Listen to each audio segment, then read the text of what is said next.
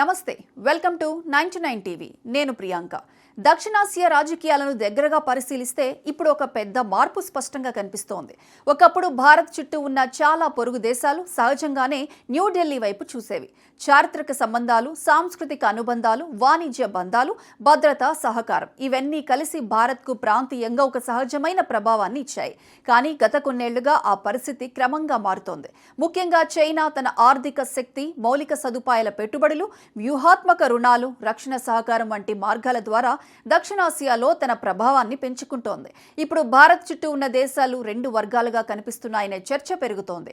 ఒకవైపు భారత్తో సహజ సంబంధాలు కొనసాగించే దేశాలు, మరోవైపు ఆర్థిక లేదా వ్యూహాత్మక కారణాలతో చైనా వైపు ఆకర్షితమవుతున్న దేశాలు. ఈ పరిణామాల్లో ఇప్పుడు అత్యంత ఆసక్తికరంగా మారిన దేశం బంగ్లాదేశ్. చాలా కాలం పాటు బంగ్లాదేశ్ భారత్ సంబంధాలు స్థిరంగా, వ్యూహాత్మకంగా బలంగా కనిపించాయి. ముఖ్యంగా మాజీ ప్రధాని షేక్ హసీనా నాయకత్వ కాలంలో భారత్తో భద్రత, వాణిజ్యం, సరిహద్దు సమస్యలు, ఉగ్రవాద నిరోధం, జల ఒప్పందాలు వంటి అనేక రంగాల్లో సమన్వయం కనిపించింది. ఢిల్లీ, ఢాకా మధ్య ఉన్న ఆ సంబంధం దక్షిణాసియాలో స్థిరత్వానికి ఒక ప్రధాన బలంగా పరిగణించబడింది.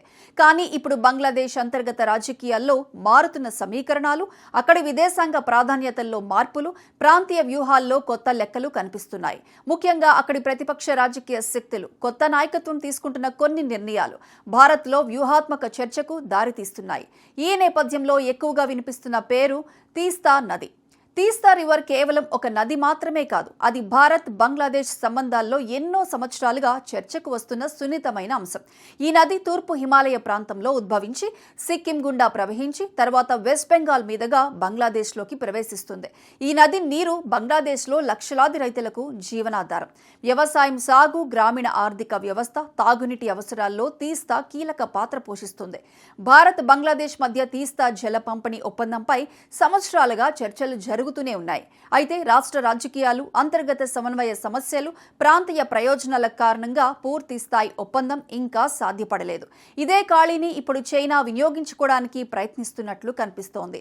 బంగ్లాదేశ్ ఇప్పుడు తీస్తా నది పునరుద్ధరణ, నిర్వహణ, జల నియంత్రణ, తీర రక్షణ, మౌలిక సదుపాయాల అభివృద్ధి కోసం చైనా సహకారం కోరడం ప్రాంతీయ రాజకీయాల్లో పెద్ద చర్చకు దారితీసింది. ఇది కేవలం నీటి ప్రాజెక్టు కాదు, ఇది భౌగోళిక రాజకీయంగా చాలా పెద్ద సంకేతం.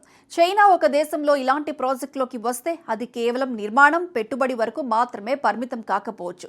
సాధారణంగా చైనా తీసుకొచ్చే ప్రాజెక్టులో ఆర్థిక రుణాలు, సాంకేతిక నిపుణులు, నిర్మాణ సంస్థలు, డేటా యాక్సెస్, ప్రాంతీయ మ్యాపింగ్, భూభాగ పరిశీలనలు వంటి అనేక అంశాలు ఉంటాయి. అంటే నీటి ప్రాజెక్టు పేరుతో ఒక దేశ భౌగోళిక వ్యవస్థలోకి వ్యూహాత్మక ప్రవేశం సాధించే అవకాశం ఉంటుంది. భారత్కు ఇక్కడి నుంచే అసలు ఆందోళన మొదలవుతుంది. ఎందుకంటే తీస్తా నదిపై ప్రవాహ ప్రాంతం భారత్లో ఉంటుంది, దిగువ ప్రవాహం బంగ్లాదేశ్లో ఉంటుంది. అలాంటి నదిలో మూడో దేశం, ముఖ్యంగా చైనా లాంటి వ్యూహాత్మక ప్రత్యర్థి పాల్గొంటే భవిష్యత్తులో జల ప్రవాహ నమూనాలు, నీటి నిల్వలు, డ్రై సీజన్ మేనేజ్మెంట్, సాగునీటి పంపిణీ, వరదల నియంత్రణ వంటి అంశాలపై ప్రభావం చూపే అవకాశం ఉంటుంది. ఇది కేవలం జల రాజకీయాలే కాదు, భద్రతా రాజకీయాలు కూడా. ఎందుకంటే గత కొన్నేళ్లుగా చైనా ఇప్పటికే పాకిస్తాన్తో సన్నిహిత వ్యూహాత్మక సంబంధాలు పెంచుకుంది. అదే సమయంలో శ్రీలంక, నేపాల్, కొన్ని సందర్భాల్లో మాల్దీవ్స్తో కూడా చైనా తన ప్రభావాన్ని విస్తరించింది. ఇప్పుడు బంగ్లాదేశ్లో కూడా చైనా లోతుగా అడుగు పెడితే అది భారత్ చుట్టూ ఒక వ్యూహాత్మక వలయంలా మారే ప్రమాదం ఉందని వ్యూహ నిపుణులు చెబుతున్నారు. ఆర్థిక కోణంలో చూసినా ఈ పరిణామం చిన్నది కాదు. చైనా సాధారణంగా ప్రాజెక్టులతో పాటు తక్కువ వడ్డీ రుణాలు, సబ్సిడీలు, వేగవంతమైన నిర్మాణ హామీలు ఇస్తుంది. తొలుత ఇవి ఆకర్షణీయంగా కనిపించినా తర్వాత అనేక దేశాలు రుణభారం సమస్యలు ఎదుర్కొన్న ఉదాహరణలు ఉన్నాయి. శ్రీలంకలోని హంబంట్ పోర్ట్ ఉదాహరణ తరచూ ప్రస్తావనకు వస్తుంది. అలాంటి అనుభవాలు ఉన్నప్పటికీ అభివృద్ధి పేరుతో దేశాలు చైనా పెట్టుబడులను స్వీకరిస్తున్నాయి. భారత్కు ఇది ఎందుకు సవాలంటే దక్షిణాసియాలో చారిత్రకంగా తమ ప్రభావం ఉన్న ప్రాంతాల్లో ఇప్పుడు పోటీ పెరుగుతుంది. కేవలం సైనికంగా కాదు, ఆర్థికంగా, మౌలిక సదుపాయాల పరంగా, జల వనరుల పరంగా, ప్రజా అభిప్రాయ స్థాయిలో కూడా పోటీ పెరుగుతుంది.